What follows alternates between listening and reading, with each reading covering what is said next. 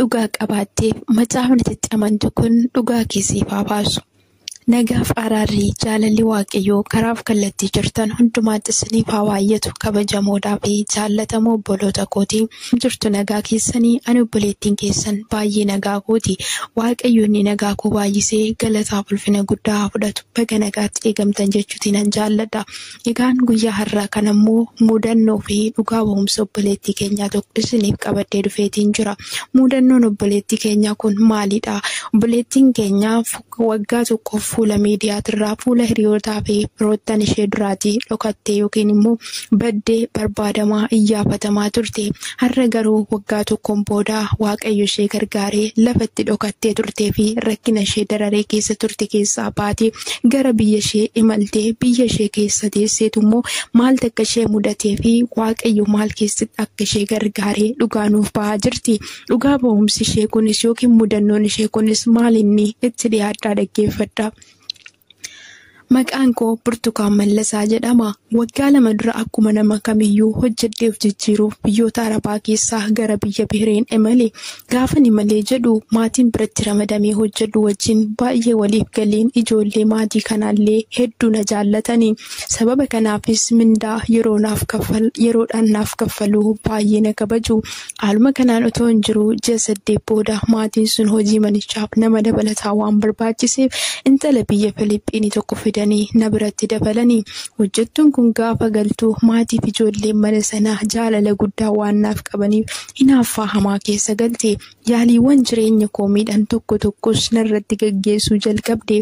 Gaaf tokko garuu waan addaa tokkotu na mudate. Innis turtiin paaspoortii kootii waan xumurameef hojjechiiftuun koo madaama koo waliin ta'uun gara bakka paaspoortiin itti haareffamuun deeme.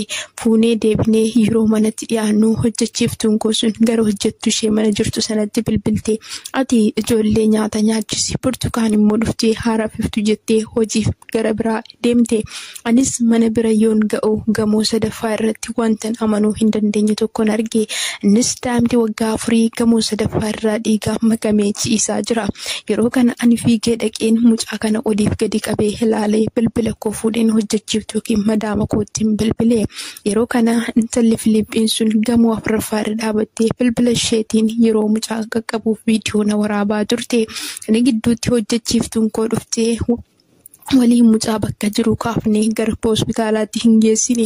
Otoo nuti achi jirru intalli manatti hafte sun viidiyoo na waraabaa turte sana abbaa manaa mana sanaaf ergite.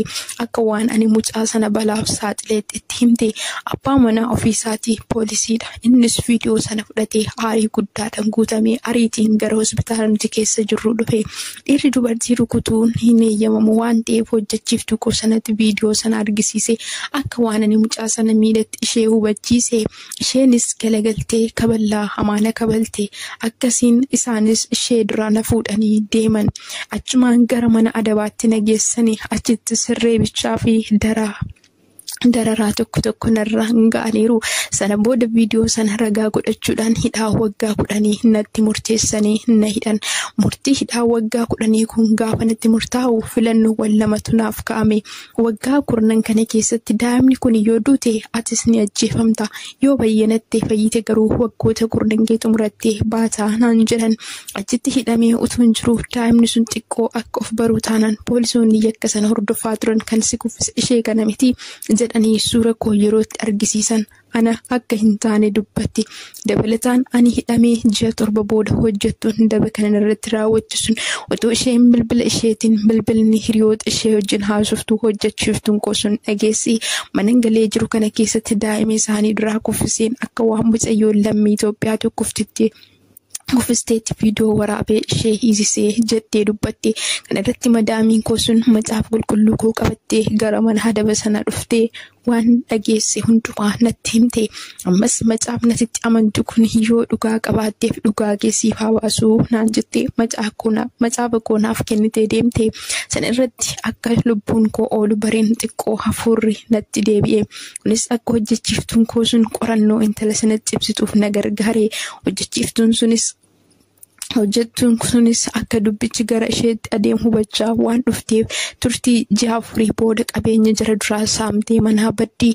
Yeroo sana suura ishee bakkoota adda addaatti maxxansuudhaan poolisiin barbaadamtee buufata xiyyaaraatti qabamtee gara buufata poolisiitti geeffamtee yeroo qoratamtu inaaffaa irraa kan ka'e daa'imallee akkamiiti hunduma isaa ni dubbattee hidhamee turtii waggaa tokkoof ji'a tokko booda utuu mana adabaa keessa jiru torban darbii keessa na waamanii akkan ba'unatti dubbatan maatiin sunis dhufanii dhiifama na gaafatanii gara biyya koottis nagaggeessan jettee obboleettiin keenya kun rakkoo fi wanta ishee mudate wanta ishee keessa turte nuuf himteetu jirti. Galanni guddaan Waaqayyoodhaaf haa ta'u jechuun jaaladha. Hunduma duraa ishee gargaaree dhugaa isheetiif isa dhaabbateef Waaqayyoof galanni guddaan haa ta'u jechuuti nan jaaladha. Argitanii obboloota koo Waaqayyo nama hamaa isinirraa haa qabu.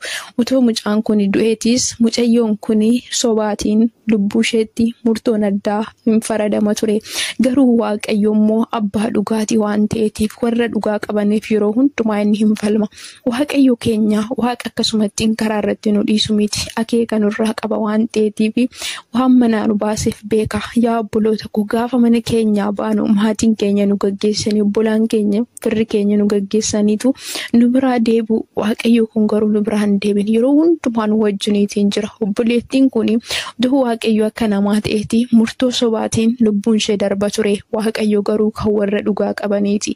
Waaqayyo garuu kan warra qajeelotaati. Argitanii haala sana keessatti baay'ee rakkattuyyuu baay'ee dararamtuyyuu wanta isheen keessa turte kana hiriyoonni ishee maatiin ishee namni beekuuf tokko hin turre. Waaqayyo garuu haala isheen jirtu sana keessatti waan dararaa ishee irra gahaa jiru argee lubbuu obboleettii kanaa oolchee lubbuu mucaa isaanii sanas oolchee gara biyya isheetti akka isheen galtu Waaqayyotu taasise. Galanni guddaa Waaqayyoof haa ta'u jechuudha.